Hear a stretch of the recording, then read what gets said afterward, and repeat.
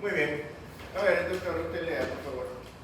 Neonato femenino de 7 horas de vida es trasladado desde clínica particular sin previa solicitud de cupo. Por presentar desde su nacimiento datos de dificultad respiratoria referidos por quejido intermitente sin estímulo, taquipnia, retracciones subcostales medias y bajas que se exacerban, por lo cual deciden su traslado a esta casa de salud. Muy bien, hasta ahí. ¿Cuál es el síntoma principal? Dificultad respiratoria con quejido. ¿Cuál es?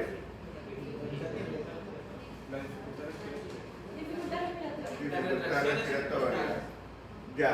Muy bien, ahora esa taquipnia, retracciones subcostales medias y bajas, el quejido, eso nos hace pensar en dificultad respiratoria, ¿no verdad? Muy bien. ¿Por qué tendrá quejido? ¿Será que le duele algo?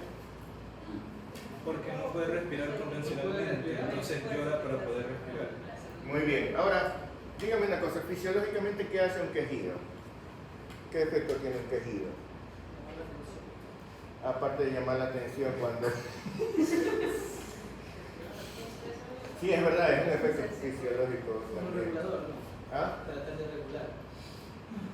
Cuando... ¿cómo se produce un quejido? Un quejido se activa en las cuerdas vocales, ¿no verdad?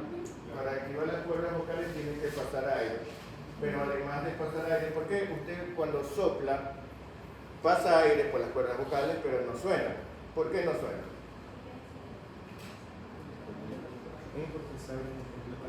Porque están abiertas, ¿no verdad? Entonces para que suene, ¿qué tiene que estar? Tiene que estar, no totalmente, pero tiene que estar ligeramente cerrada para que vibre con el paso del aire, ¿no verdad? Entonces cuando una persona habla o cuando una persona se queja, lo que está haciendo es tensar las cuerdas vocales. Y cuando tensas las cuerdas vocales y cierras, ¿la salida del aire es más fácil o más difícil? Si tú tienes completamente abierto, la salida es más fácil. Pero si tú cierras, la salida es más difícil. Ahora, teniendo dificultad respiratoria, ¿por qué querríamos hacer que la salida del aire sea más difícil? Para aumentar más la chica. Para aumentar la presión motora y que no se colapse. Correcto. Durante la expiración, el peligro es que las vías aéreas se colapsen. Una de las características del niño, mientras más pequeño es que sus vías aéreas también son más pequeñas. Pero no solo son más pequeñas en tamaño, también obviamente las paredes son de menor grosor y por lo tanto son más débiles y además están más inmaduras y por lo tanto son más colapsables. ¿Sí? Es más fácil que se colapsen.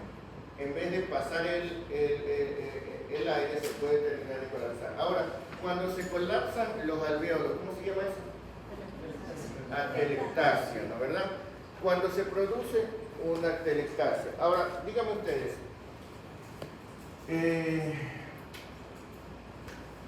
¿qué sustancias se producen en el neonato para evitar el surfactante, ¿no verdad? El surfactante en realidad no es una sustancia.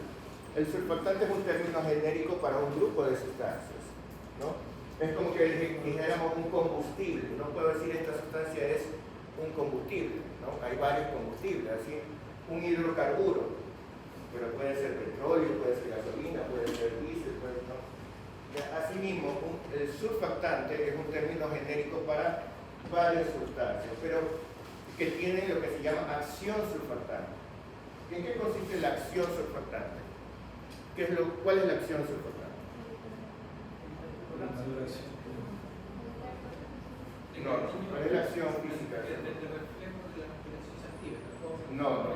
El surfactante puede actuar aunque no esté en un ser humano, aunque no esté químicamente ¿qué hace el surfactante? Aumenta la tensión superficial. ¿Qué llamamos tensión superficial? A la tensión de la superficie. A ver, vamos a comenzar por lo básico. Cuando yo estaba en la escuelita, a mí me dijeron las propiedades del agua son que es incolora, inodora, ¿a ustedes le enseñaron eso también? Que es incolora, inodora, insípida y me preguntaban así como examen, como gran pregunta, ¿qué forma tiene? Y uno tenía que responder, el agua no tiene forma, sino que adopta la forma del recipiente que le contiene. Así me enseñaron a mí, no sé cómo les enseñaron a ustedes. ¿Ya? ¿Qué forma tiene el agua? No, porque esa respuesta está bien para un niño, pero esa no es la respuesta correcta. ¿Qué forma tiene el agua? ¿Ah? Supongamos que el agua estuviera, digamos, yo puedo decir el agua toma la forma del recipiente que lo contiene, pero toma la forma del recipiente que lo contiene gracias a la fuerza de la gravedad. Pero si yo echo un balde de agua en el espacio donde no hay gravedad, ¿qué forma va a tomar? ¿Qué me dijeron? Así es, toma una forma esférica, ¿no verdad? Todos los cuerpos en el espacio tienden a tomar una forma esférica, por eso todos los planetas son redondos. ¿Sí? ¿Y por qué toman esa forma esférica? Por su centro de gravedad. ¿Y por qué? Bueno, aparte de las teorías de la relatividad y de la física cuántica, que se supone que es la gravedad, ¿no? Porque ahora han demostrado que la gravedad no existe, ¿no? De que es una ilusión. Bueno, pero ¿por qué se supone? Todos los cuerpos, todos se atraen unos a otros. ¿Sí? Todos. Lo que pasa es que es una atracción muy débil y depende de la masa. Mientras más masa, más atracción, ¿no verdad? ¿Sí? ¿Ya? ¿Se han visto los memes en que sale Isaac Newton diciendo me gustan las gorditas? No, no diga eso. Bueno, entonces, a más masa, más atracción. Así mismo,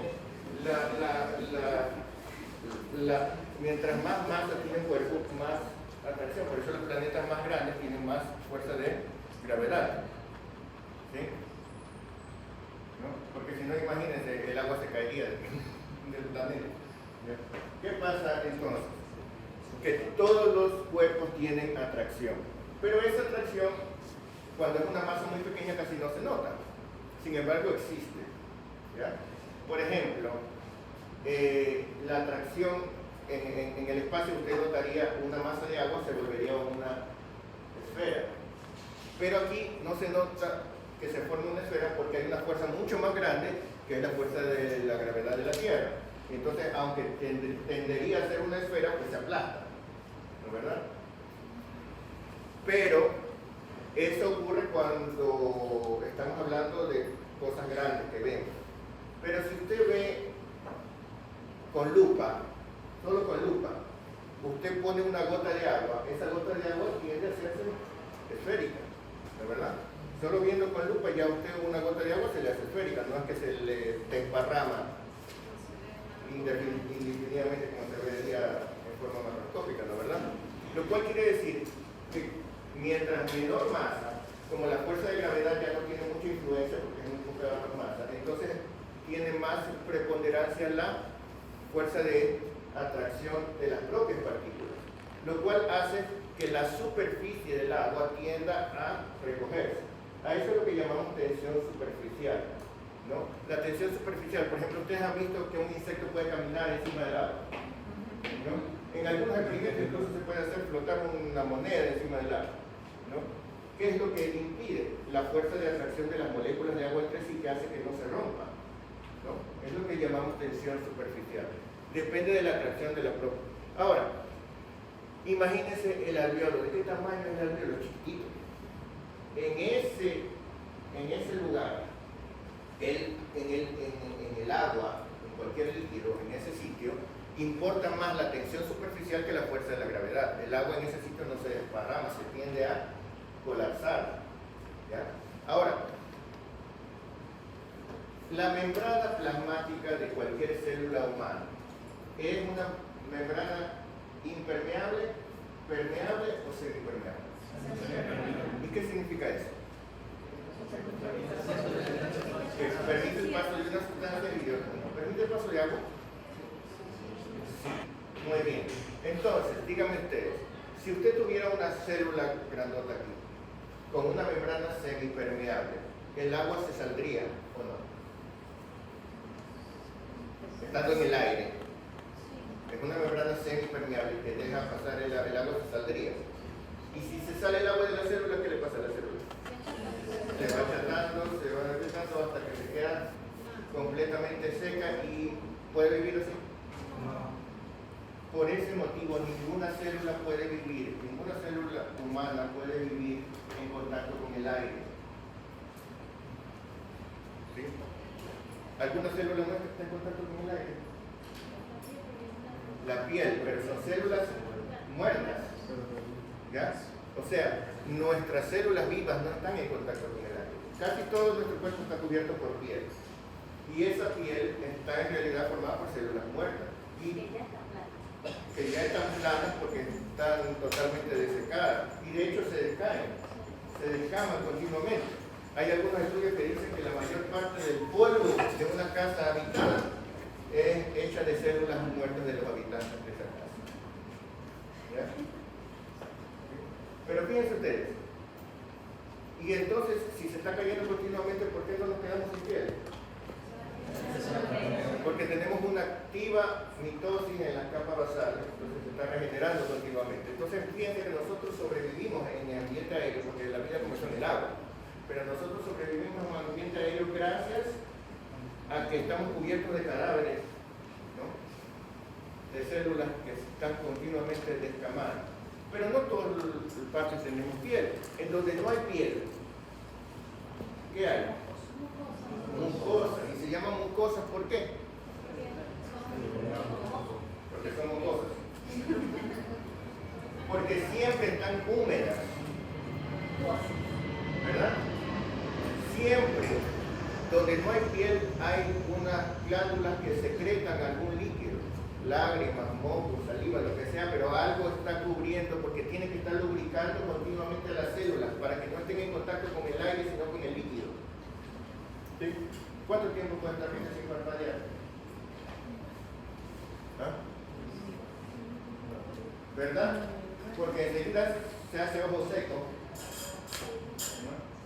Se irrita, y si sigue eso se puede hasta perforar el ojo, ¿verdad? Se mueren las células que están así, porque vivimos en el aire pero no soportamos el aire, ¿no?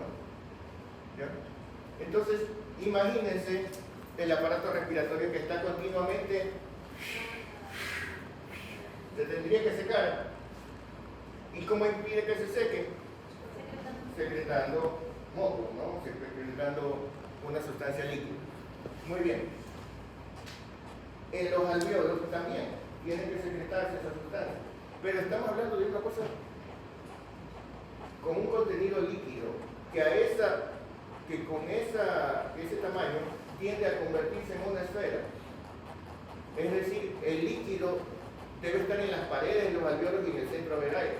Pero la tensión superficial, ¿qué hace? Que el líquido tienda a hacerse bolita. Y entonces el alvéolo quiere hacerse bolita y hay que impedir que se haga bolita. ¿Cómo podemos hacerlo? Ahí es donde aparece la química, la acción del surfactante, que disminuye la fuerza de atracción entre las moléculas de agua, ¿sí?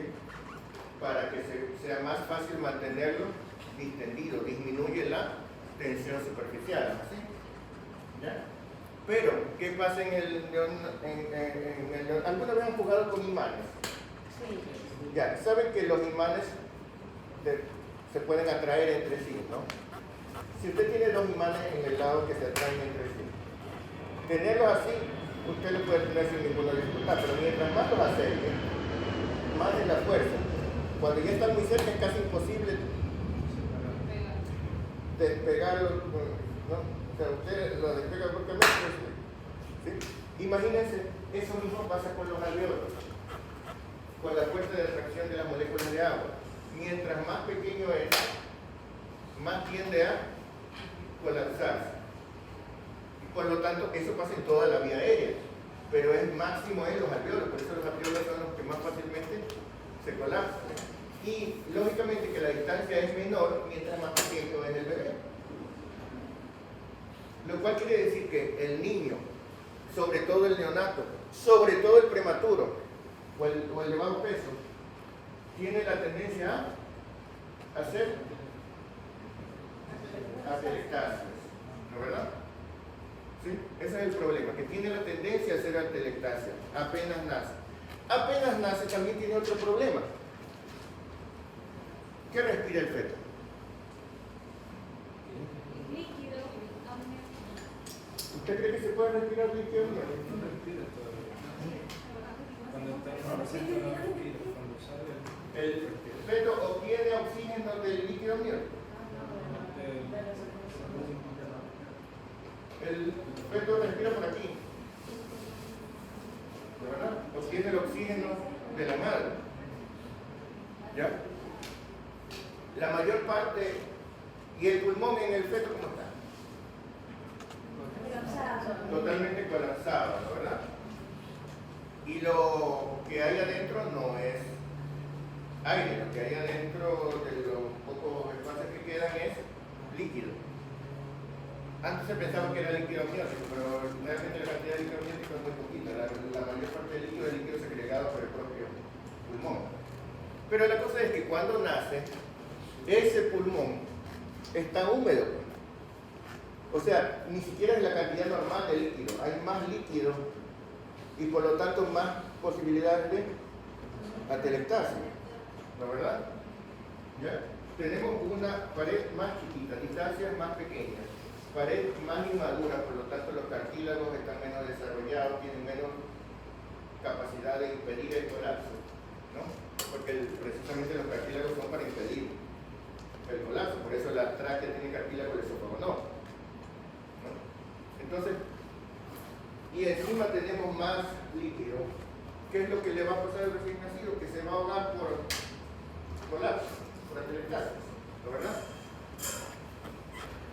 ¿Qué es lo que normalmente hace que ese líquido que está de más desaparezca en el momento de nacer? ¿Qué pasa cuando la persona nace? Durante el paso por el canal del parto, para empezar, mecánicamente se empuja. Bueno, no sé, pero mecánicamente ya hay. Pero además, ese estrés produce secreción de sustancias como la adrenalina, etcétera, que incrementan la velocidad de absorción del líquido. Entonces, mientras más prolongado es el parto, ¿no?, más líquido se va a absorber. Los partos más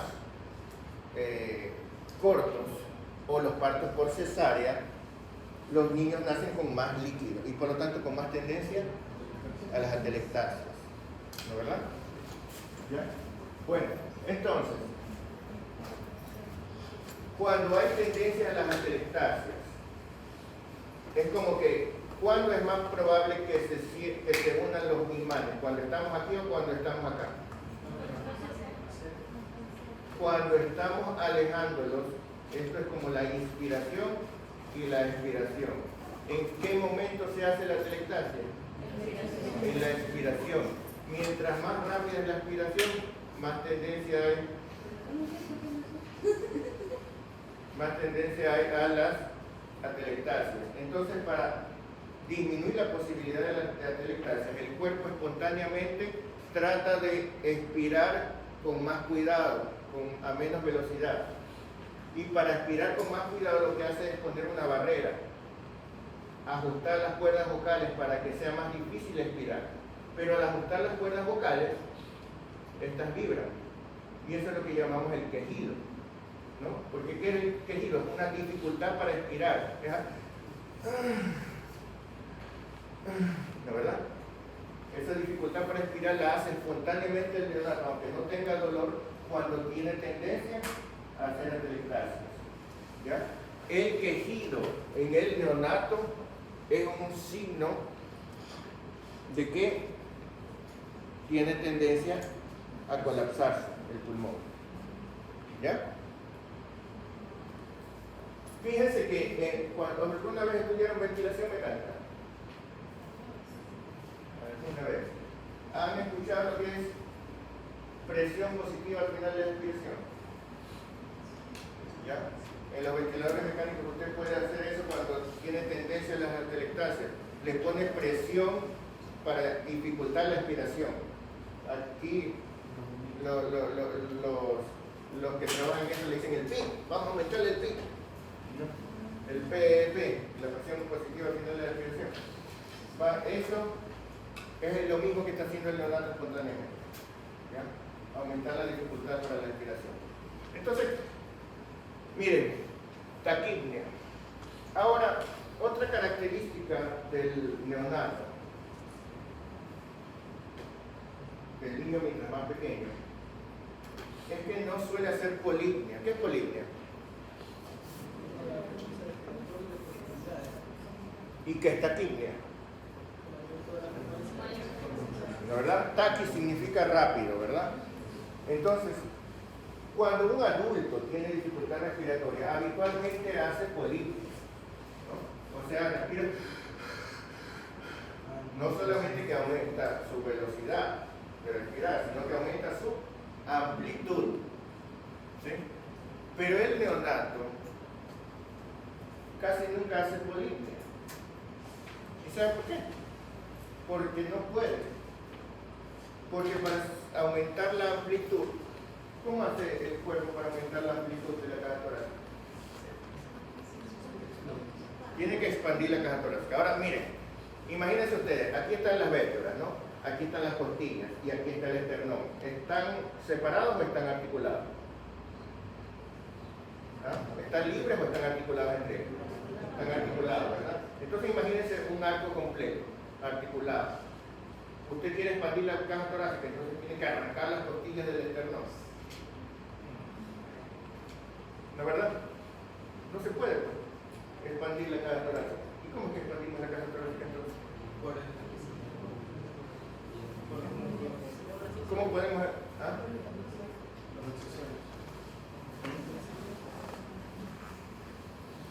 A mí me decían,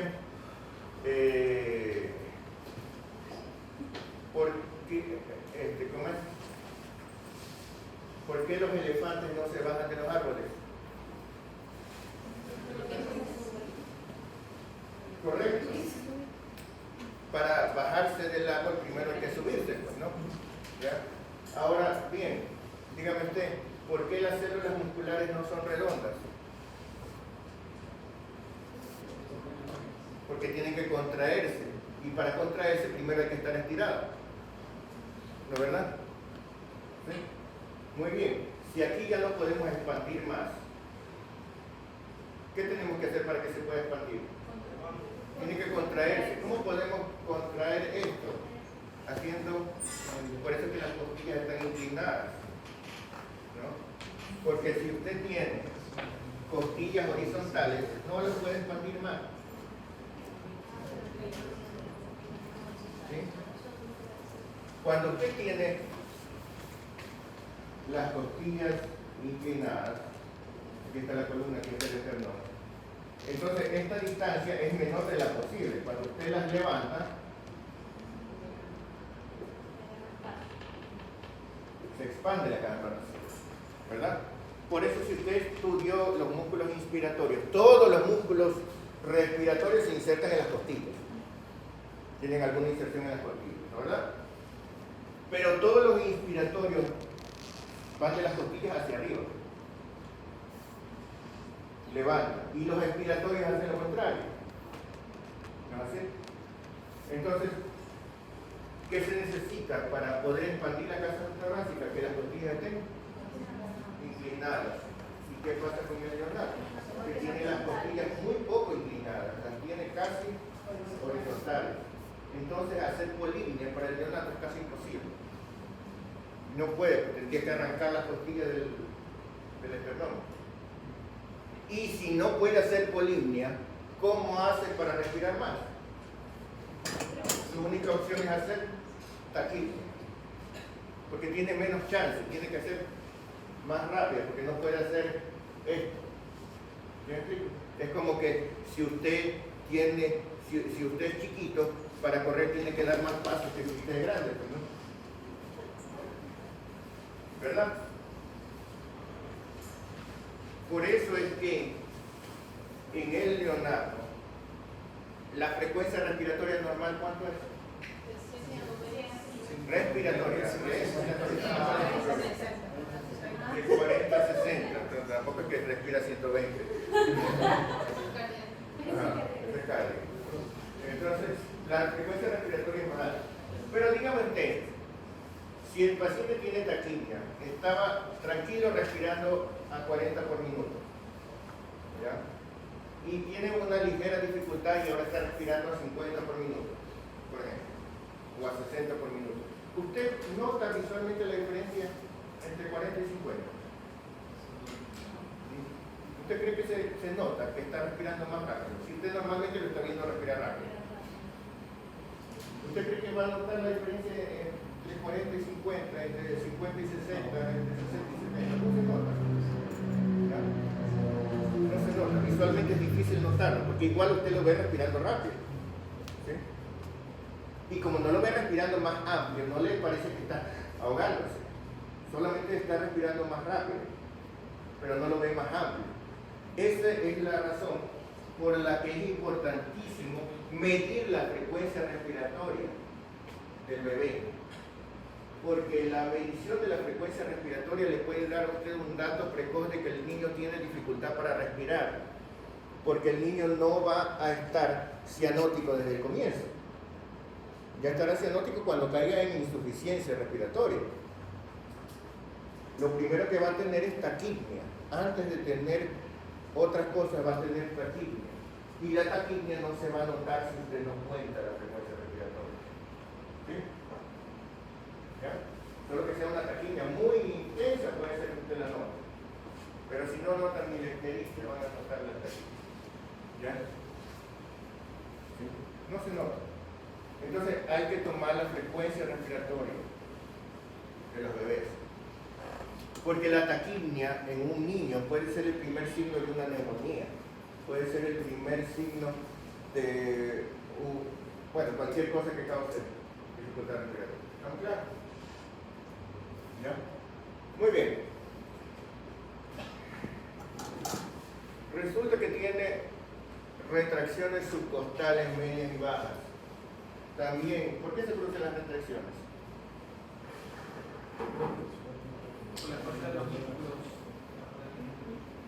Yo siempre les he dicho una cosa. Cuando yo estaba en el colegio me decían, me tomaban así, ¿cuál es la función de las costillas? ¿Cuál es la función de las costillas? Pero eso me enseñaron a mí, proteger al corazón y a los pulmones, ¿no? Entonces yo me imaginaba que si un niño nace sin costillas, en el primer golpe se iba a morir, ¿no es verdad? ¿Ustedes qué dicen? ¿Un niño que nace sin costillas se muere en el primer golpe que le den?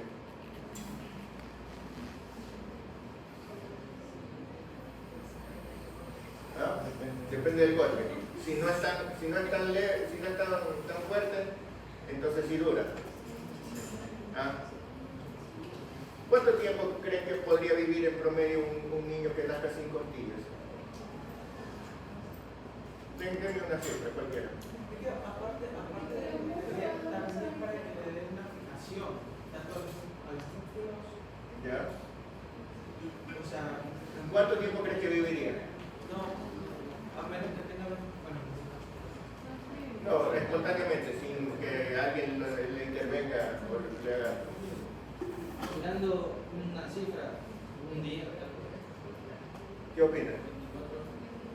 24 horas. 2 minutos. ¿De qué se moriría? No, pero el diafragma tiene. Pero tiene costillas. Claro, se fijarían entre ellos, ¿no? Se fijarían con la piel o se fijarían con la barriga, pero no tendrían costillas. Porque mira que aquí, por ejemplo, tenemos los rectos abdominales que en realidad son varios músculos fijados uno contra otro, por eso es que tienen la bica en el pecho.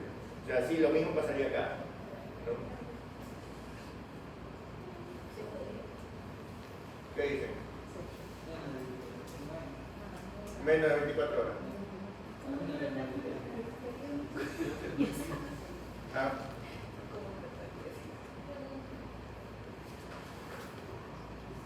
Un niño que no tenga costillas simplemente se moriría ahogado porque no podría respirar. ¿Sí?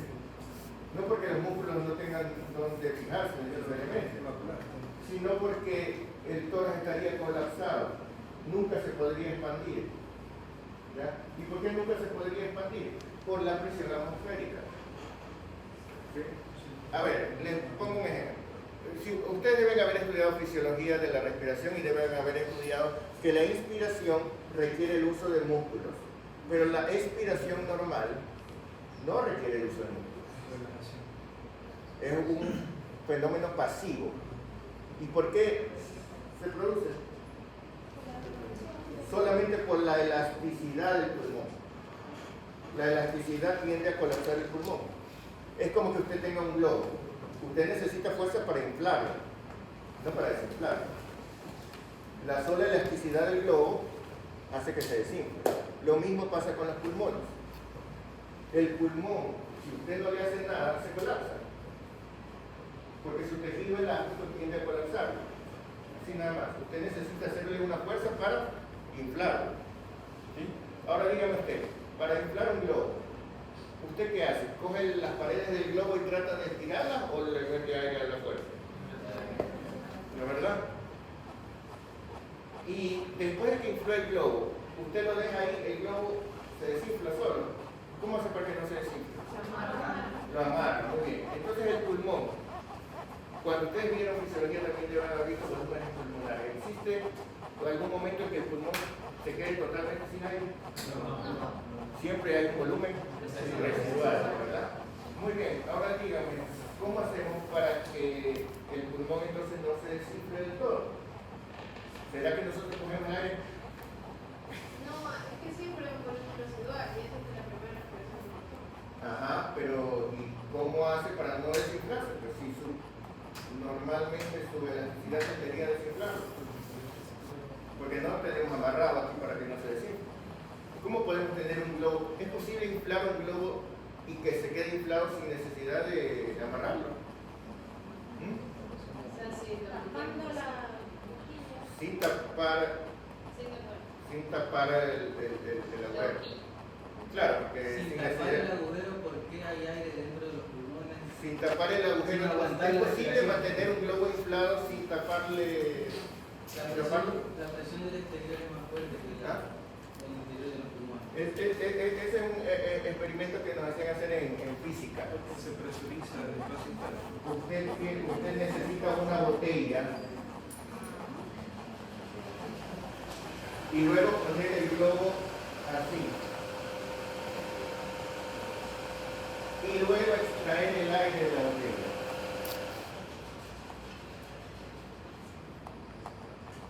Cuando usted extrae el aire de la botella, sin estar inflando aquí el globo se infla solito.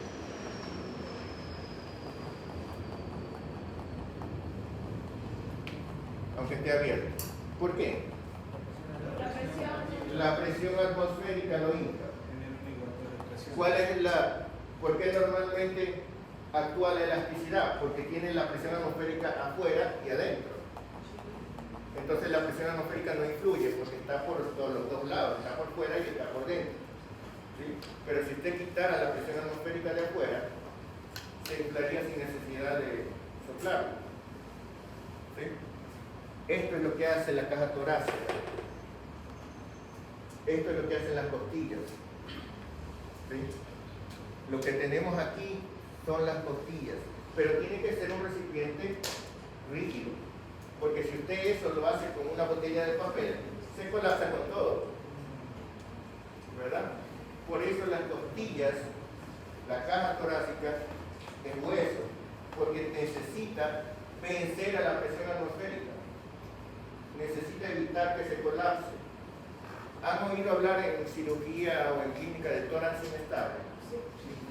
Cuando un paciente sufre un accidente de tránsito que se rompen múltiples costillas, el paciente intenta respirar y cada vez que intenta respirar se le hunde el tórax. ¿Por qué? Porque si no funcionan las costillas, no se puede, se hunde. Con cada respiración se hunde, se colapsa. ¿Sí? Las costillas, la principal función de las costillas no es proteger, claro que sirve para proteger al pulmón y al corazón, pero su principal función es impedir que el pulmón se colapse. Pero para eso necesitan ser rígidas. ¿Y cuál es la característica del neonato? que tiene los huesos blandos. ¿Sí? ¿Y cuál es la característica del prematuro? Que los tiene más blandos todavía. ¿Sí? Entonces, ¿cuál es el problema? Mientras más pequeño el niño, más fácil es que se colapse el pulmón. ¿Sí? ¿Ya? Y entonces, miren que las retracciones intercostales es la parte blanda que se hunde, mientras la costilla trata de mantenerlo, ¿no? Mientras más presión hay. O sea, las costillas aguantan, pero se hunde el abdomen, se hunde la intercostal, se hunde la región intercostal, todas las partes blandas tienden a hundirse. Porque eso es lo que hace la presión atmosférica. ¿Sí? Tiende a colapsar. Si no hubiera costillas, no había quien lo sostenga y se hundiría todo. ¿Sí? Muy bien. Entonces, ya entendemos la fisiopatología de lo que está pasando aquí. ¿Qué es lo que está ocurriendo en un neonato? ¿Qué es lo que tiende a ocurrir en un neonato? Que tiene más tendencia a hacer atelectasis. Muy bien, ahora lea, por favor, doctora, lea la segunda parte. Nace por cesárea en clínica particular, valorado en 38 semanas, con un Apgar de 6, 7, 8. Normalmente lo registran así, ya usted sabe que es al minuto, los 5 y los 10, ¿no?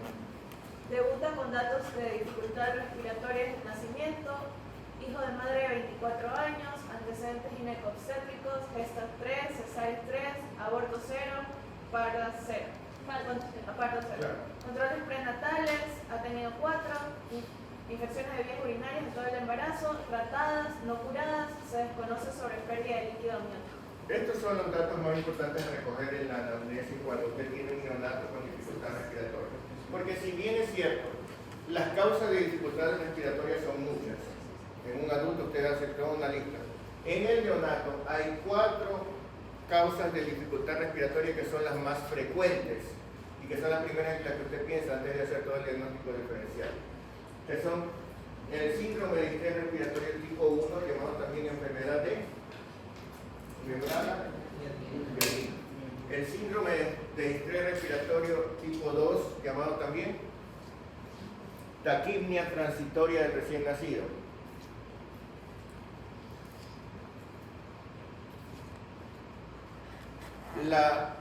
El síndrome de aspiración de líquido amniótico,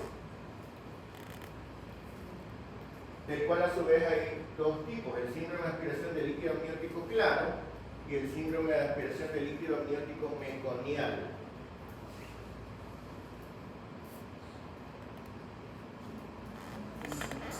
Y por último, la neumonía connatal, o sea, la neumonía que comenzó en útero.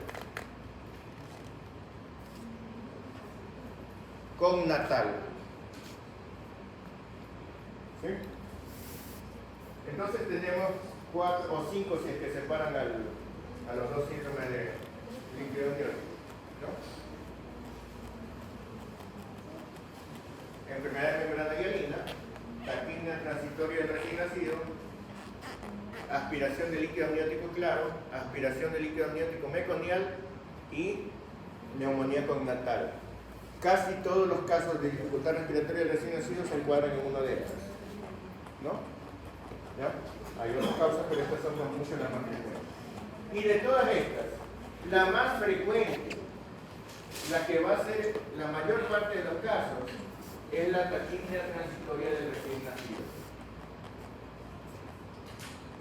¿Ya?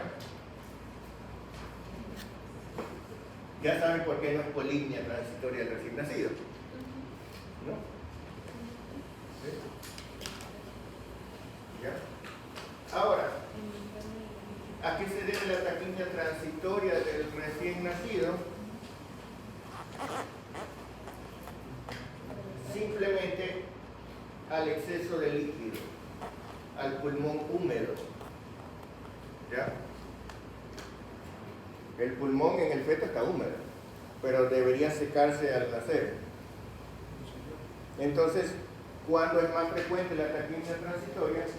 En los partos muy rápidos y en los partos por cesárea. ¿Sí? ¿Estamos claros ahí, no? Muy bien. Si hablamos de el siguiente síndrome, que es, digamos, el otro que sería la enfermedad de membrana hialina. ¿Cuál es la causa? Deben haber estudiado eso. Déficit de surfactante. Muy bien. El surfactante deficitario, ¿por qué estaría deficitario la mayor parte de las veces? Porque es prematuro, ¿no?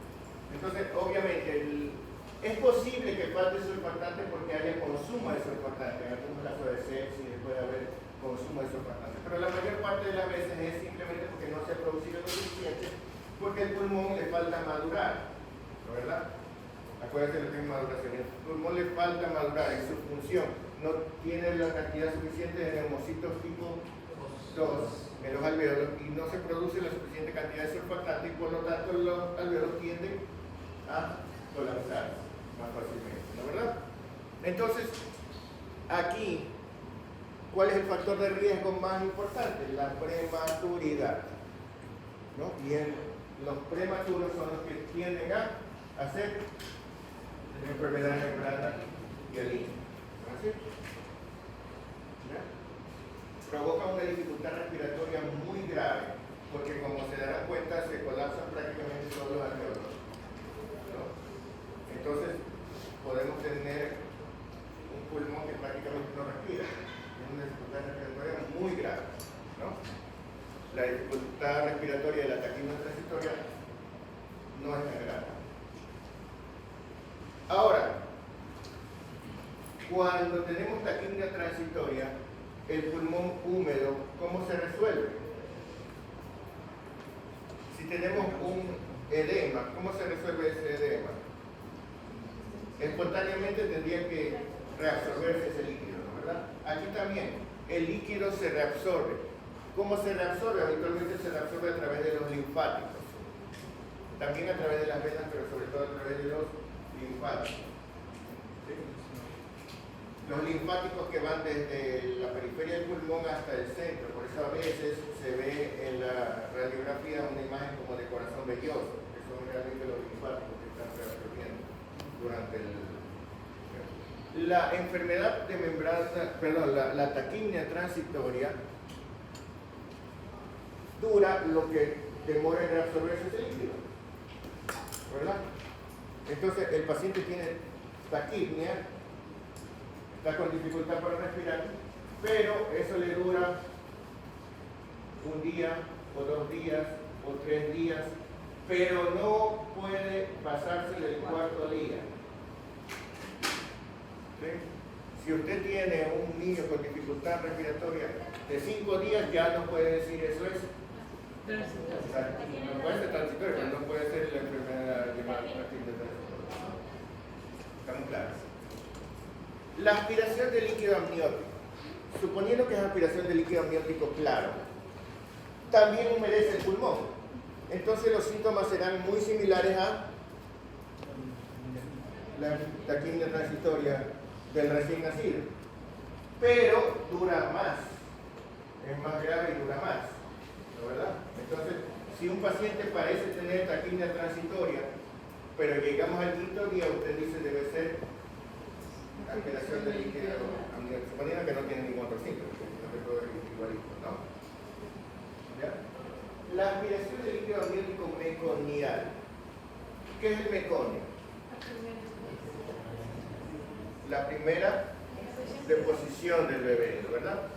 Para que el líquido amniótico sea meconial, o sea, tenga meconio, ¿qué tiene que haber pasado? Inútero, antes de nacer o durante el momento de nacer, ¿verdad? Ahora, ¿por qué el niño haría popó antes de nacer? Porque normalmente no lo hace. Después de la Posmaduro. Efectivamente, la posmadurez, ¿no? Los niños postérminos son con mayor frecuencia, pueden presentar deposiciones antes de nacer, ¿no, verdad? Entonces ese sería un factor de riesgo. Pero Hay otro factor de riesgo y aún más importante, y es el sufrimiento fetal, la asfixia perinatal. Como reacción al estrés, el bebé puede defecar. ¿Sí? Así como cuando yo les digo saquen una hoja y les da ganas de ir al baño, así mismo como reacción al estrés, el bebé puede defecar. ¿Sí? Entonces eso haría que el líquido sea meconiano.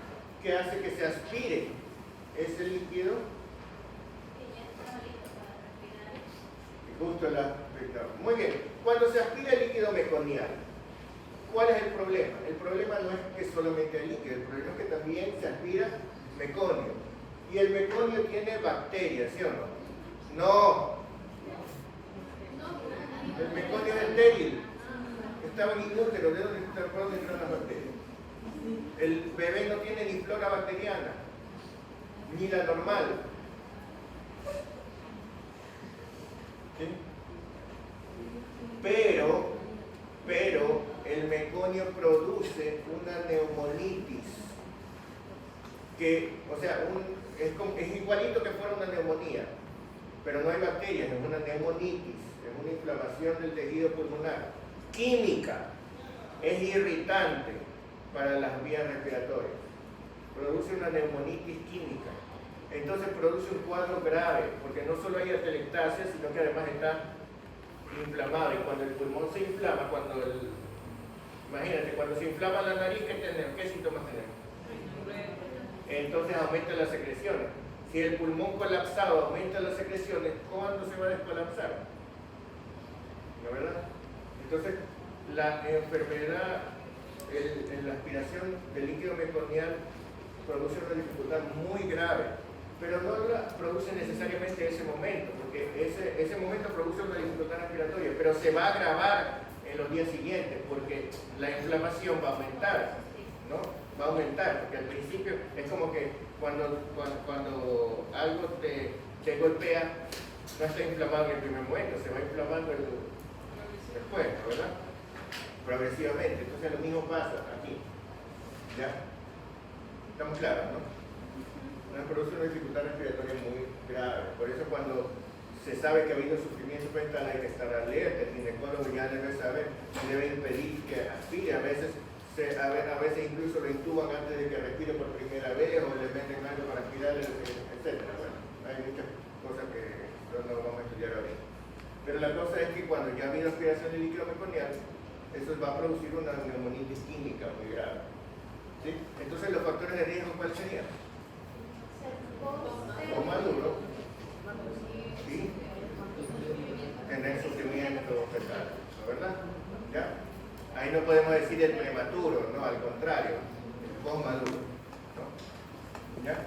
Ahora bien, viendo este caso, los factores de riesgo dan para pensar que tiene qué cosa.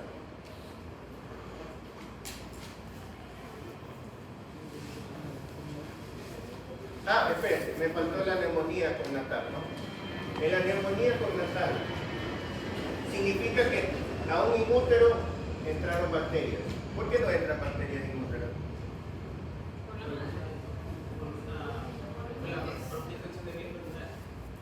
A ver, normalmente las bacterias están la flora bacteriana está en muchas partes del cuerpo, ¿no? Pero, ¿cuál sería la que está más cerca del útero? La vagina, ¿no? ¿Verdad? En la vagina hay bacterias. ¿Por qué no entran esas bacterias al útero? Y al bebé.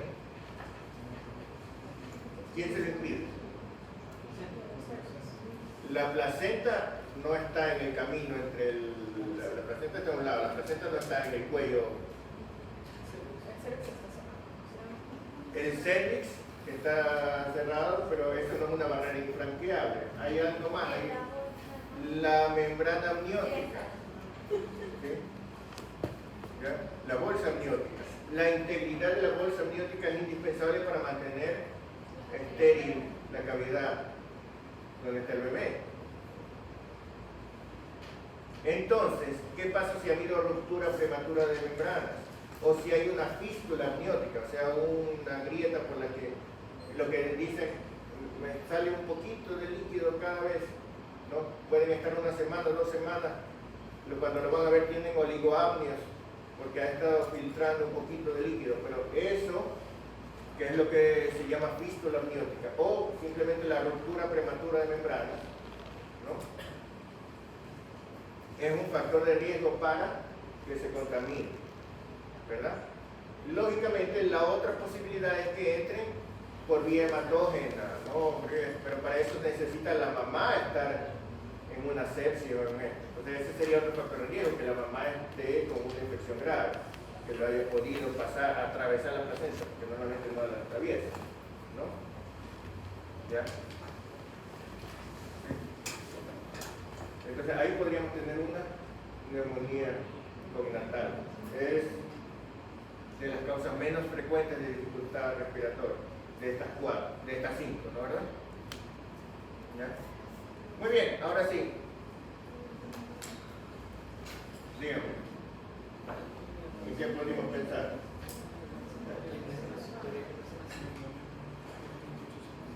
¿Por qué taquipnea transitoria?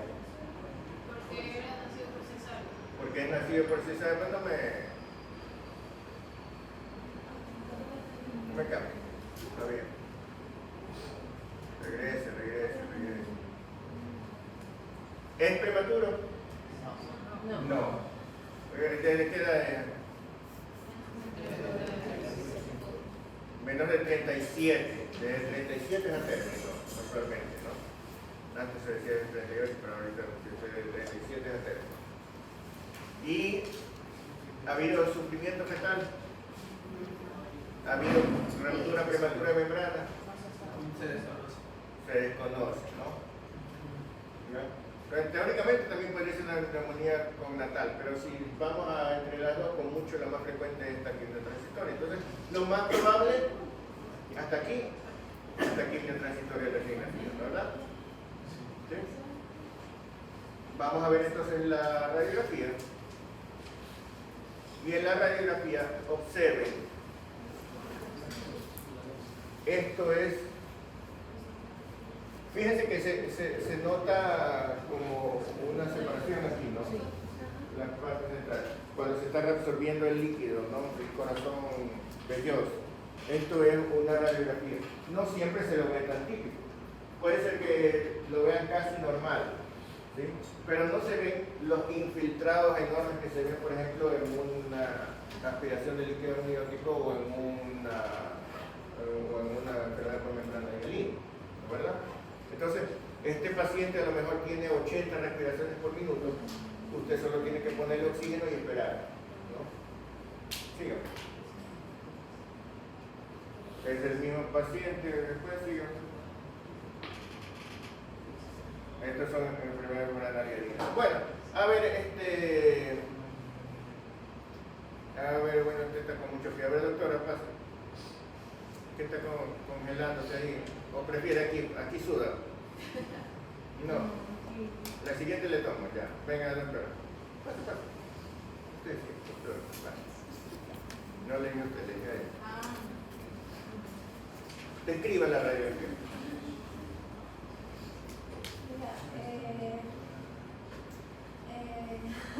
¿Qué es lo primero que tenemos que ver en una radiografía? Según la técnica. No, primero tenemos que ver el nombre y la fecha. No tenemos aquí. Ahí, ¿qué es lo primero que tenemos que ver en esto?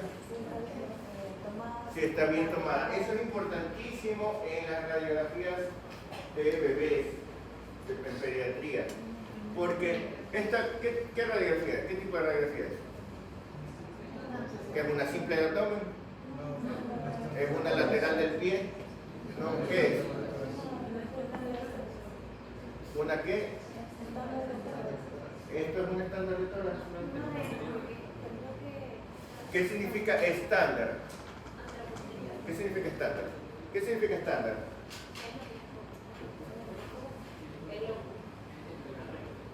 Que sigue la regla, ¿no?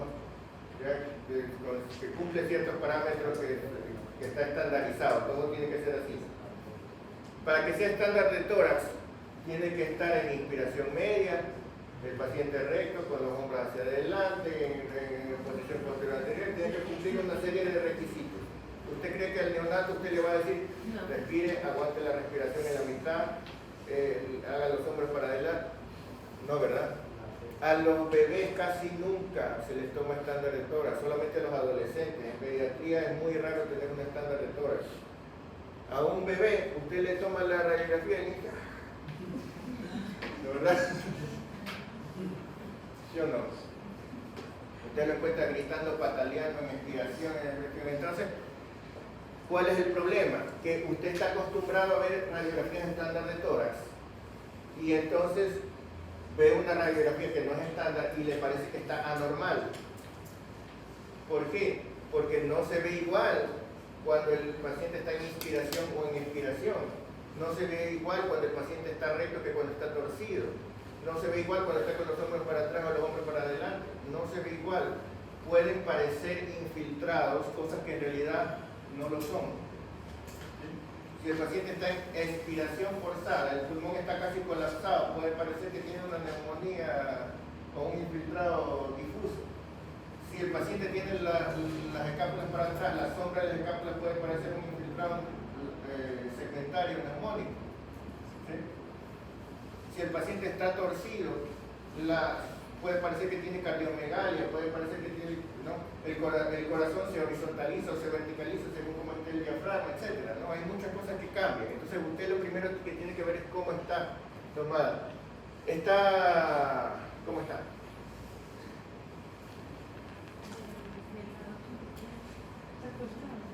Entonces es una radiografía AP de tórax nada más, no es una estándar. Ya, y esta radiografía, ¿está recto el paciente? No. ¿Está recta la columna vertebral? No. ¿Está simétricas las clavículas? Casi sí. Pero la cabeza está virada, ¿no? ¿Verdad? Hacia un lado, lo cual no va a decir usted aquí la columna está mal. Muy bien. ¿Está en inspiración, en expiración? ¿Está en la mitad? Más o menos está bien. ¿No? ¿Las costillas están normales o están muy horizontalizadas? Están horizontalizadas, pero así mismo es. ¿No, verdad? Ya, muy bien. Las escápulas, ¿pueden ver la sombra? Señáleme la sombra de la escápula. Ajá, este es el cáncer, pero toda la sombra, pues todo el límite de la escápula, de la de acá, que se ve mejor.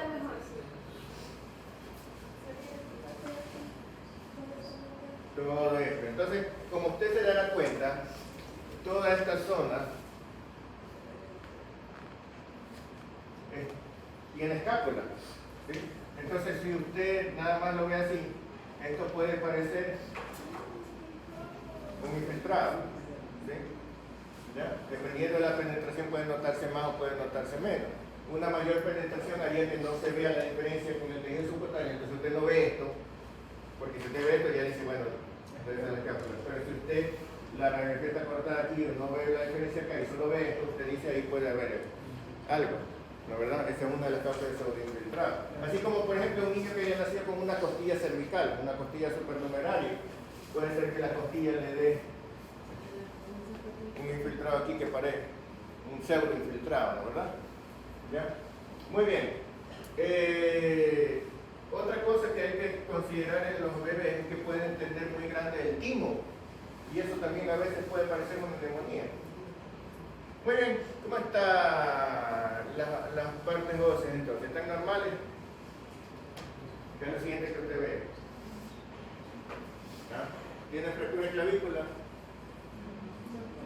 ¿No? ¿Ah? ¿Cómo se ve bien aparentemente? ¿Sí? Muy bien. Ahora, ¿esta radiografía fue tomada con el paciente en decúbito o erguido?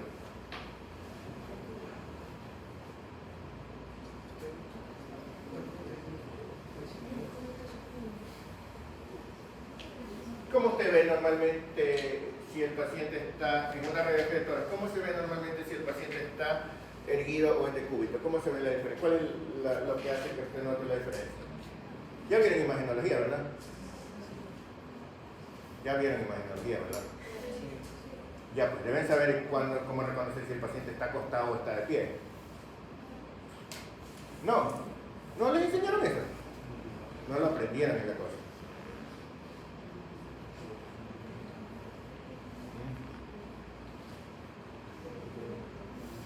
En un estándar de tórax en un adulto, ¿cómo verían eso? ¿Ah?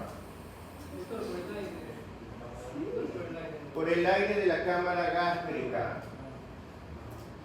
¿El aire hacia dónde se tiende a ir? Hacia arriba, el líquido hacia abajo, ¿no? ¿Verdad? Entonces, si aquí si estuviera de pie, ¿cómo debería estar el aire? ¿Cómo debería estar la sombra del aire en el estómago? Debería estar aquí, ven el diafragma, ¿verdad? Sí. Qué bien. Aquí debería estar el aire y aquí debería haber una línea que se llama un nivel hidroaéreo. ¿Sí? ¿Alguna vez escucharon eso? No. Ya, esto es un nivel hidroaéreo. Esto es la cámara gástrica, la cámara de gas del estómago. Y aquí tenemos eso. No, porque el aire está más abajo. No van a decir que tiene una masa de tumor aquí semilunar separando el diafragma del aire, ¿no? ¿Verdad? El aire cuando estamos acostados, el aire del estómago, ¿dónde se va? También se va hacia arriba, pero ¿dónde es arriba en este caso? Hacia la parte anterior, hacia el fondo, se desplaza hacia acá, ¿no? ¿Verdad? ¿Sí? ¿Ya? Entonces este paciente está acostado, ¿no? ¿Verdad? Muy bien. Ahora,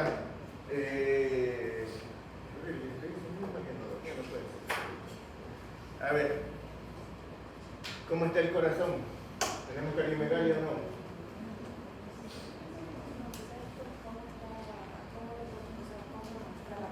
Y aparte porque son unas líneas radiopacas, ¿Ya? quizás hace también que se va como agrandado. Ajá. Entonces, de hecho, si nosotros midiéramos el índice cardiotorácico, ¿cómo se mide el índice cardiotorácico? O sea, tendríamos que ver de aquí a acá, pero en línea recta, que aquí no es recta, entonces tendríamos que trazar así. Ver la mitad, el sitio más prominente acá, el sitio más prominente acá, sumarlos y ver la relación entre eso y esto, ¿no? ¿Verdad? Bueno, con esto evidentemente no hay cardiomegalia, ¿no? Pero además de eso debemos saber que dependiendo de la posición del diafragma, si el diafragma está muy alto, el corazón, ¿qué le pasa? Si el diafragma sube, el corazón se horizontaliza, ¿no? ¿Verdad? Y si el diafragma está muy bajo, el corazón se verticaliza. Y cuando el corazón se verticaliza, ¿qué pasa con el índice cardiotorácico? Parecería, y en cambio acá puede parecer cardiomegalia, ¿no? Porque horizontal se mide más. ¿Así? Muy bien. Entonces no tenemos ningún problema. Y campos pulmonares, lo único que vemos es eso, ¿no? ¿Verdad? ¿Ya? Perfecto. Ya, estoy haciendo. Entonces tenemos una radiografía. Ah, nos faltó una cosa. ¿Qué será esto? ¿Ah? ¿Qué creen que es eso? ¿Será un ascaris? No. ¿Qué será? Ajá, ¿qué será entonces? Ya, ¿y a dónde termina acá? ¿Dónde está terminando?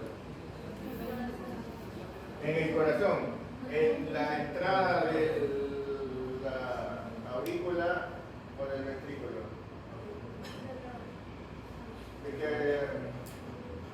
¿De qué cabeza? ¿La aurícula? ¿Cuál aurícula? Derecha. Muy bien. Si nosotros vemos la silueta cardíaca, ¿qué es esto?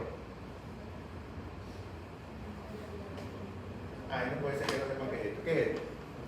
¿La silueta de qué? ¿En serio? ¿Esto va a ser el callado? No es posible. ¿Cómo es posible este suceso? está corazón. ¿No, verdad? Muy bien. ¿Dónde estará el ventrículo izquierdo? Esta es la sombra del ventrículo izquierdo. Muy bien. ¿Dónde está el tabique interventricular? Aquí. ¿La verdad? Este será el ventrículo izquierdo. Este será el ventrículo derecho, ¿no, verdad? Acá estará la aurícula izquierda aquí atrás, ¿no? Y aquí está la aurícula derecha aquí adelante, ¿no, verdad? ¿Sí? Esta será la válvula tricospilla y acá estará la válvula mitral. Muy bien. Entonces aquí está corazón.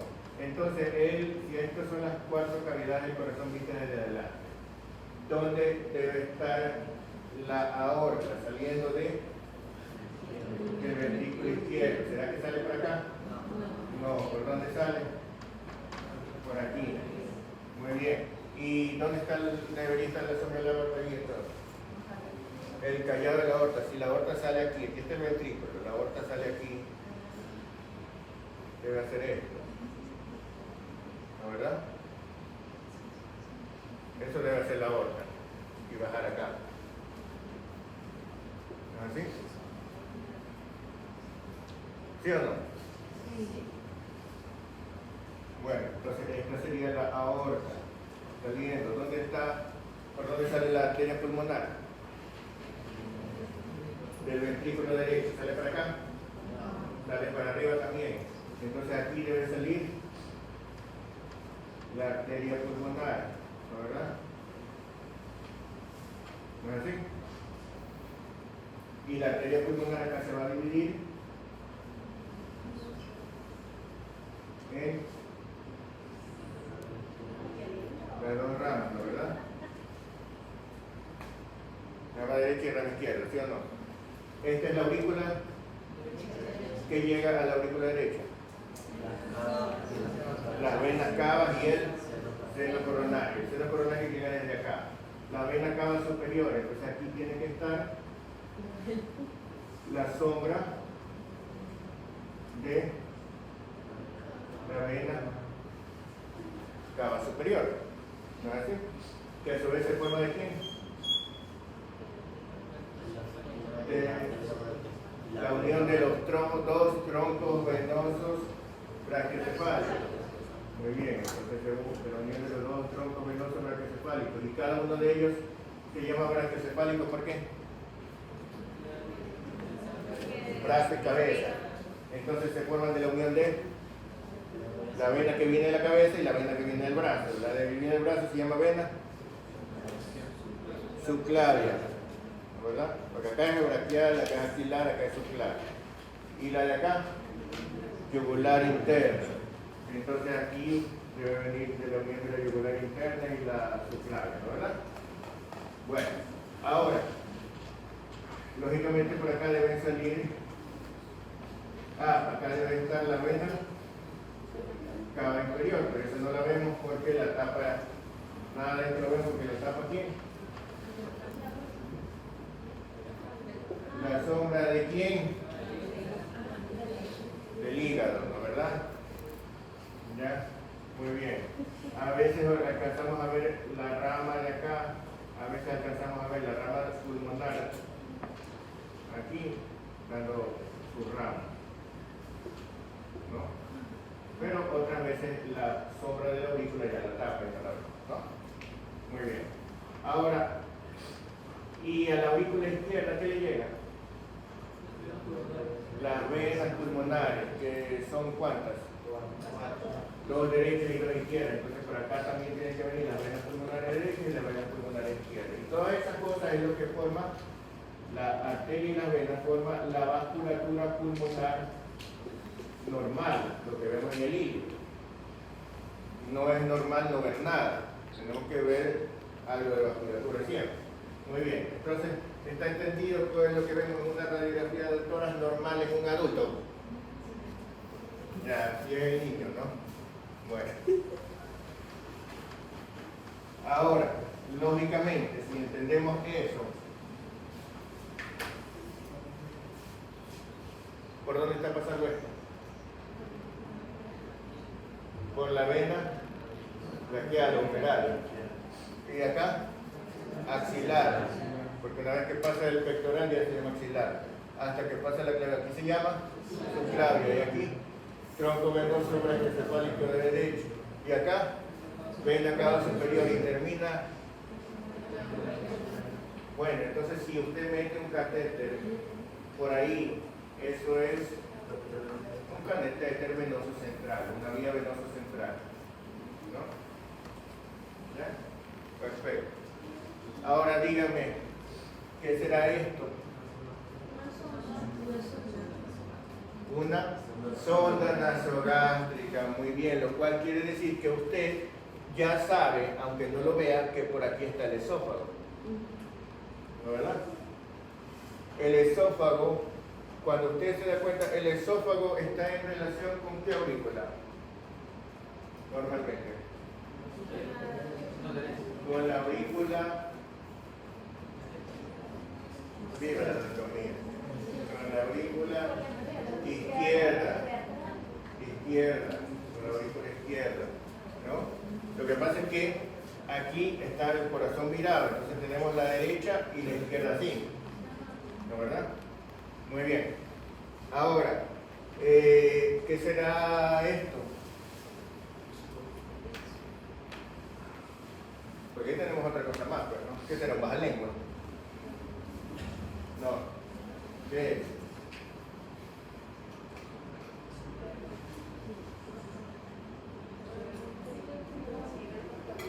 ¿Ah?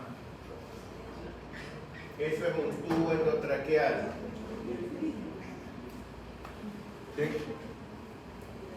Mal puesto, muy arriba. Pero es un tubo endotraqueal. Aquí debe verse. ¿Ah? Ajá. Muy bien. Entonces, pasemos a la siguiente. Muy bien, a ver, doctora. No, usted doctora, porque ya que no leo. Bien, dice, paciente neonato de sexo femenino de 22 horas de vida extrauterina, quien acude transferido desde otro hospital previa solicitud de cupo, obtenido por cesárea valorada en 34 semanas de gestación, peso aporte para la edad, con un NAPCAR de 6,8, debutando posteriormente con datos de dificultad respiratoria, caracterizado por retracción sifoidea, tiraje intercostal, aleteo nasal y desaturación, por lo que deciden realizar secuencia rápida de intubación endotraqueal con un tubo N3.5, fijado en 9, posterior por datos de bajo de gasto pautan, infusión de dopamina, dobutamina y solicitan traslado a nuestra unidad. Fíjense ustedes, ¿qué factores de riesgo hay ahí? Prematuro, porque es 34 semanas. ¿Qué más? Cesárea. Muy bien. ¿Algo más? No. ¿Qué falta? ¿Qué datos falta por recoger? El tercero. Claro, pero estoy preguntando factores de riesgo. ¿No? Porque síntomas, claro que tenemos. El tercero. ¿Ah? No le hicieron los 3 actos. No le hicieron los 3 APGAR. ¿Y necesitamos el tercer APGAR? No, porque En el segundo ya está. Porque para el segundo ya tenemos 8, entonces ahorita está muy bien. ¿Qué dato importante faltaría para si ha habido ruptura prematura de membrana, si ha habido infecciones maternas, ¿no? ¿Ya? ¿Y algo más? Nada más, ¿no? Bueno, entonces, con eso, ¿qué es lo más probable? Bien, que si usted no sabe nada, lo más probable es que aquí no transitorio, porque es lo más frecuente, ¿no? Pero sabiendo cosas, usted puede ir viendo más o menos qué es lo más probable.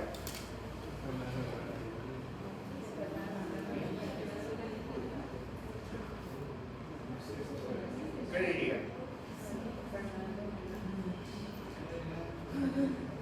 Enfermedad de membrana y galina por la prematurez, ¿no? También tenemos la posibilidad de taquimia transitoria, ¿no? Porque es prematuro, pero tampoco es un prematuro extremo, ¿no? Bueno, vamos a ver la radiografía. ¿A las cuántas semanas se considera Sí, a partir de las 42 semanas, aunque hay algunos que consideraban normal hasta las 42, pero actualmente no, hasta las 42.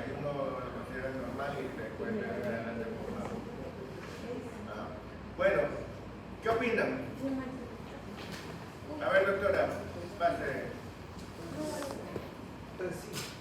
Sí, escriba esa radiografía. Muy bien. ¿Qué es ese círculo que tiene abajo? ¿El ombligo? Ajá. ¿Eso qué es? Un catéter. ¿Y cómo hicieron para meter ese? Un electrodo. Bueno, parece un electrodo, ¿no? En realidad eso es un sensor de temperatura. ¿No? Porque los neonatos muchas veces hay que tenerlos en termocuna o en incubadora. Y entonces necesitan tener un sensor para poder regular eso, porque si no lo hornean. Continúo.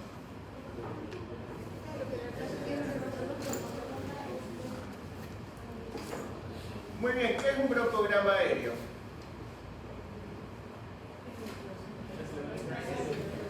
¿Ah? Correcto. Broncograma significa un dibujo de los bronquios, ¿no? Pero quiere decir que ahí se ve la imagen de los bronquios hecha de aire. ¿De qué color se ve el aire? Negro, o sea, radio lúcido, ¿no, verdad? ¿Sí? Muy bien. Entonces, ¿vemos broncograma aéreo ahí? Sí. Ahí pueden ver un broncograma aéreo. ¿Y qué significado tiene el broncograma aéreo? En las neumonías se ve broncograma aéreo, pero no solo en las neumonías. La cosa es qué significa semiológicamente tener broncograma aéreo. ¿Por qué se ve el broncograma aéreo? Razones, ¿por qué se lo ve? A ver, primera razón es por qué normalmente no se ve. Pues si normalmente hay bronquios y normalmente hay aire. ¿Por qué no se lo ve? Porque también hay aire alrededor, ¿no, verdad? ¿En dónde? ¿En dónde hay aire? En el parénquima, pero que en el tejido intersticial hay aire. En los alveolos, ¿no, verdad? Normalmente está rodeado de alveolos que también tienen aire y entonces lo contrastan, ¿no, verdad? Entonces, si se ve broncograma, ¿qué quiere decir? Que los alveolos están colapsados o están ocupados, ¿no, verdad? ¿Ya? Eso es lo que llamamos el parénquima está condensado. La condensación del parénquima puede darse en una neumonía, ¿no, verdad? Pero también, si es que tenemos los alveolos atelectasiados, pero solo los alveolos, no los bronquios, porque normalmente una atelectasia coge todo y entonces en una atelectasia no ven normalmente un broncograma aéreo. Pero si están solamente ocupados los alveolos, entonces ahí sí, ¿no, verdad? Entonces, ahí tenemos broncograma aéreo, quiere decir que hay una zona de condensación. Puede ser neumonía o no, ¿ya? O puede ser simplemente que los alveolos están ocupados con líquido, con secreciones, con lo que sea, ¿sí? O que están colapsados, pero que no ha llegado a colapsar los bronquios. ¿Qué más?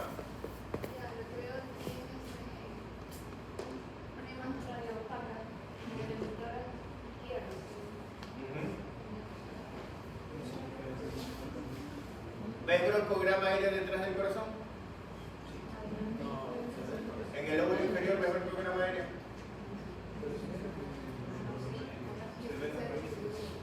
Sí se ve también, ¿no, verdad? ¿Y del otro lado, en el otro pulmón? ¿No? ¿Seguro? Se ve, pero mucho menos, ¿no? ¿Ya? Ajá. Muy bien. Entonces, ¿puedes decir que tiene un infiltrado pulmonar difuso en ambos campos? Más notable del lado izquierdo. ¿Sí? ¿Se dan cuenta que comenzamos viendo campos pulmonares en vez de comenzar viendo el nombre, la fecha y si está viendo más? Ese es el problema. El cerebro no está hecho para diagnosticar, por eso usted tiene que disciplinarse. ¿Sí? Dígame que esa radiografía no está torcida. ¿Le parece que está simétrica las costillas de un lado con las del otro? ¿Le parece que la columna vertebral está en el centro? ¿Ah? ¿Le parece que las clavículas están simétricas? ¿Se dan cuenta que Esa, si fuera un adulto, diríamos que esa es una oblicua de tórax. Y ustedes la están valorando como si fuera una estándar. ¿Ya? ¿Se dan cuenta? Ese es el problema con la mente humana. Usted tiende a adelantarse. ¿Ya? ¿Cuál es la causa más frecuente de que el paciente, de que no se vea lo obvio? En una radiografía. La mala toma. No. Que haya otras cosas más. Cuando hay dos cosas, porque usted ve la primera y ya cree que vio todo, no es metódico. ¿Sí? ¿Ya? Usted vio el broncograma aéreo y se olvidó del resto. Eso es lo que pasa. ¿Ya? Por eso aprendan a ser metódicos. ¿Sí? Que tenemos una radiografía en la cual el paciente está, no podríamos decir mal tomado porque a veces es realmente muy difícil tomarla perfecta, ¿no? Pero es una radiografía que usted la debe saber interpretar porque el paciente está inclinado, está torcido, el tórax está rotado, así se dice, es una radiografía rotada, ¿sí? ¿Ya? Es casi que una oblicua, ¿no? Entonces, lógicamente, en una oblicua, ¿cuál es el problema? Que el corazón se lateraliza y entonces usted ve el ventrículo izquierdo. ¿Dónde ve el borde del ventrículo izquierdo? Señala el borde del ventrículo izquierdo. Sí se lo alcanza a ver. Con dificultad, pero sí se lo alcanza a ver. Ahí está el borde del ventrículo izquierdo y hasta arriba señálelo. Todo eso es el borde del ventrículo izquierdo. Como se da cuenta, está prácticamente pegado a las costillas. Usted podría decir hay cardiomegalia. Y no es que hay cardiomegalia, está rotada la radiografía. ¿Sí? ¿Se dan cuenta? ¿Ya? Entonces, esas cosas, ¿usted ve sonda nasogástrica ahí? A ver, señale, ¿dónde está? Muy bien. ¿Y afuera ve algo? ¿Ah? ¿Tiene un gusano ahí en la piel? No. ¿Ya? ¿Ve los omóplatos? ¿Les parece que están simétricos?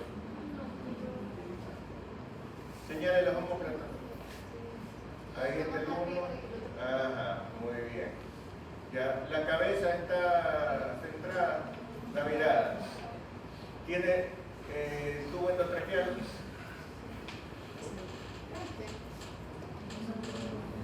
No, tubo endotraqueal debe verlo, el tubo endotraqueal debe verlo desde la boca para abajo, hacia el tráqueo. Está al lado de la. Ajá. Ahora, está acostado, está de pie. ¿Y cómo sabe? Aparte, porque es obvio, pero ¿cómo sabe? Porque no ve ningún nivelito ahí de dónde debería estar. Ahí. Muy bien. Pasa a la siguiente.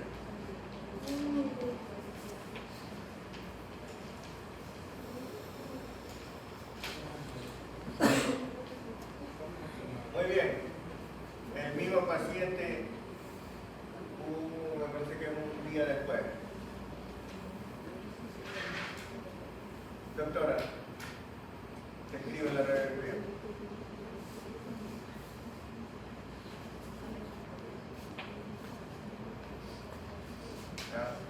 Se redujo el corazón. Se le acabó la cardiomegalia. ¿Será que le pusieron digoxina? No.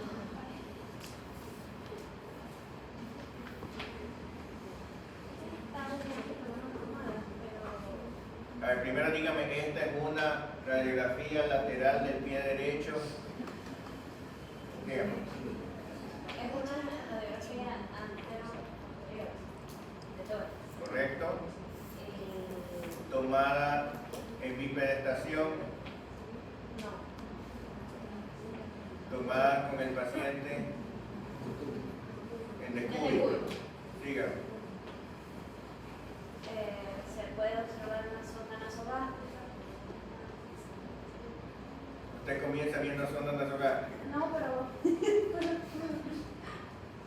Sí, acostúmbrese a ser metódico.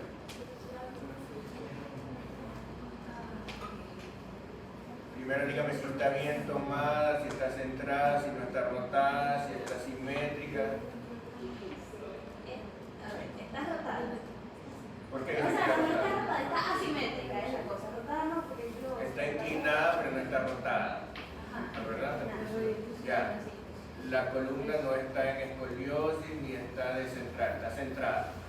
Está La centrada. columna está centrada y las clavículas están simétricas, aunque, digamos, ahí no es que está asimétrico, sino que está inclinado. Está Porque inclinado. la simetría es así. ¿Ya? ¿Qué más? Está en inspiración o en expiración.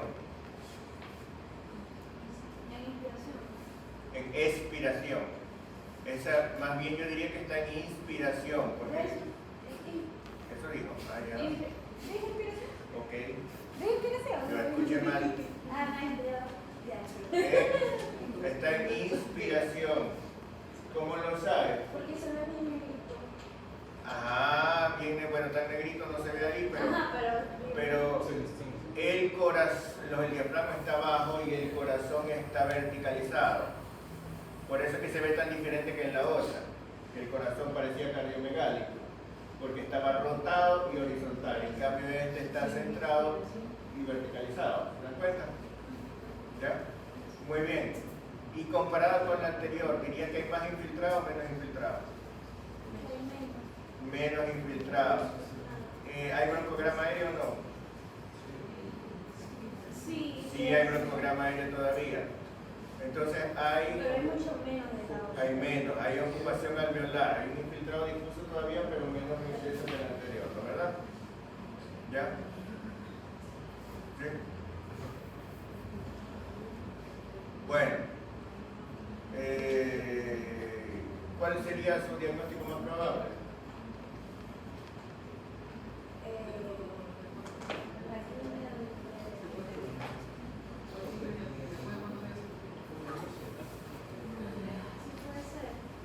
¿Ah?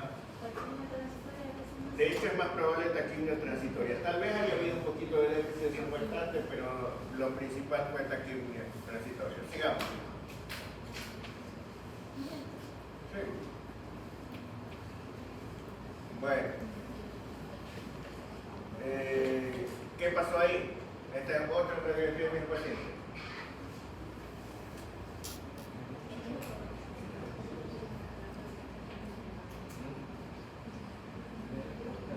¿Qué diría? Está rotada, está muy rotada esa radiografía. ¿Sí? Siga. Caso 3. ¿Quieren ir a recreo? ¿Hasta qué hora tenemos? A las 6. 7. O sea, ¿y a qué hora empezamos? ¿Quieren ir a recreo ya? Pero un caso más y vamos a recreo, ¿ya? A ver, doctora. Caso 3, del sexo masculino, segundo capilar, obtenido por vía cesárea, manda de 7, 8 y 8 a los 1, 5 y 10 minutos, respectivamente, para cada 33 semanas de gestación, peso de 1.450 gramos, pequeño para la edad gestacional, clampeo del cordón al minuto de vida. Sí. Muy bien. Sigue. Ya inmediato se dan pasos iniciales de reanimación, calor, secado, luego lo cual presenta por varias ocasiones apneas que revierten al estímulo del apoyo del oxígeno por flujo libre con desaturaciones hasta un 80%, por lo que se decide secuencia de intubación con Arcon de 7. Tubo endotraqueal. Tubo endotraqueal de 3 fijado en 7.5 centímetros a nivel de la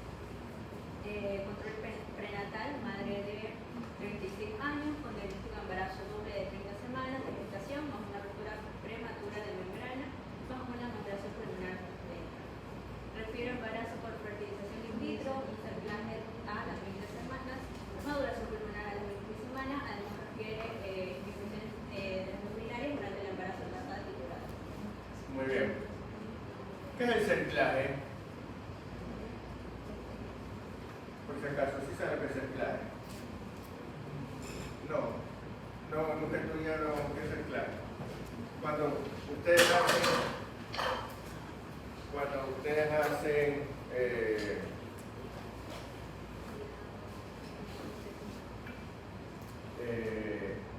tienen un orificio, ¿no? Puede ser un orificio natural o puede ser una herida, ¿no? Y ustedes quieren cerrarlo quirúrgicamente, pueden, suponiendo que no tienen la posibilidad de ponerle una banda o ponerle alguna cosa, ustedes pueden hacer una sutura así alrededor, ¿no? ¿Verdad? Y entonces le queda un hilo aquí y un hilo acá, ¿no? ¿Verdad? ¿Sí? Y luego lo apretan y esto se cierra. Eso es un cerclaje, ¿sí? Ahora, un cerclaje también es posible hacer un cerclaje.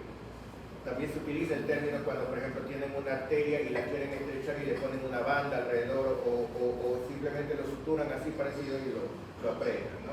Eso es un cerclaje. Ahora, ¿para qué utilizarían un cerclaje en el embarazo? Aquí estamos hablando de un cerclaje de cuello uterino, ¿ya? ¿Para qué cerraríamos el cuello uterino en un embarazo? Para evitar un aborto. Es decir, cuando hay una tendencia a hacer aborto, quiere decir que la madre tiene el cuello uterino demasiado laxo, ¿no? Ha tenido, por ejemplo, abortos previos o tiene alguna patología que hace que tenga facilidad para expulsar al bebé, entonces se puede hacer un cerclaje para mantenerlo cerrado y que progrese el embarazo, ¿no? Entonces, fíjense ustedes que fue una fertilización in vitro, quiere decir que es una mujer que tuvo... ¿Ah? Exacto. Entonces le hicieron cerclaje, ¿ya? Y después le hicieron maduración pulmonar. ¿A qué se refiere eso? A que le dieron corticoides a la madre para, digamos, eso es como estresar al feto, ¿no?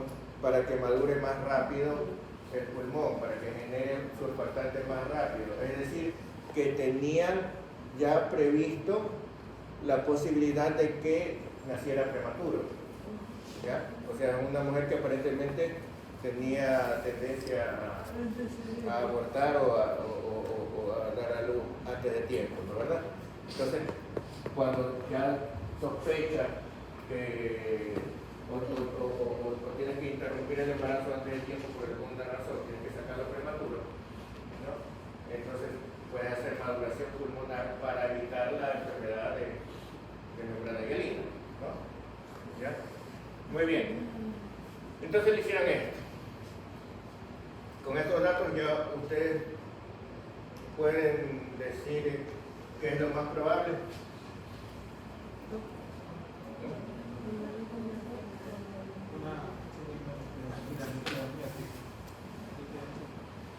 ¿Cuáles son los factores de riesgo para aspiración de líquido amniótico claro o meconiano? Claro, ya, muy bien. Tenemos vía cesárea, ¿eso es factor de riesgo para? Transitoria, muy bien. Es prematuro, ¿eso es factor de riesgo para? Enfermedad membrana hialina.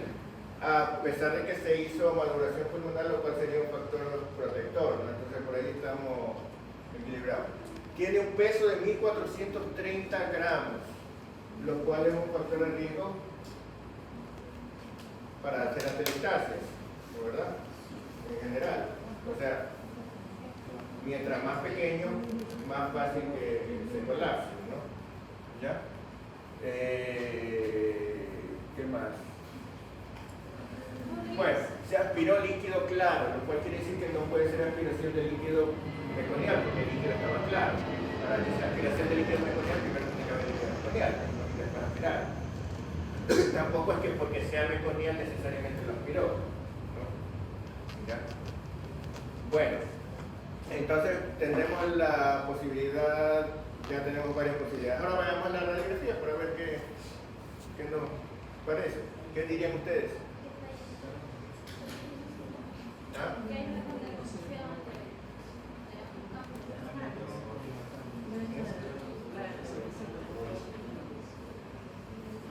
Con eso yo diría enfermedad de membrana hialina, porque ahí eso está prácticamente colapsado todos los alveolos, ¿no? ¿Ya? O sea, ahí la maduración pulmonar no fue suficiente, o algo que pasó, porque resulta que es una radiografía que no la ve usted en una taquicardia transitoria. Ahí hay un broncograma aéreo bilateral y un colapso casi total de alveolos. A pesar de que es una radiografía un poco rotada, pero de todas maneras se nota demasiado. Continúa. ¿Ya? El mismo paciente. ¿Ya? ¿Sí? Pero mire que acuérdense que está en ventilación mecánica y que se da tratamiento, pues, ¿no? Entonces esto es la evolución del paciente ha mejorado, ¿verdad? ¿La radiografía está bien? ¿Está bien tomada? ¿Está centrada? Pero fíjense ustedes que a pesar de que está centrada aparentemente, o casi centrada desde el punto de vista óseo, el medio astino está desviado, ¿no, verdad? Lo cual, ¿qué quiere decir? Quiere decir que aquí se ha recuperado más de la atelectasia, este pulmón está más aireado y este todavía está ligeramente colapsado. ¿Sí? Continuemos. Ya, ahí también. ¿Qué será ese infiltrado arriba? ¿Ya? Fíjense que si no estuviera la parte de acá, usted podría decir tiene... ¿Se dan cuenta, no? Entonces, todo eso tiene que tener en cuenta. El bebé no lo puede valorar como si fuera un estándar de todo. ¿No? Porque este bebé está así, entonces... Estamos claros, ¿no?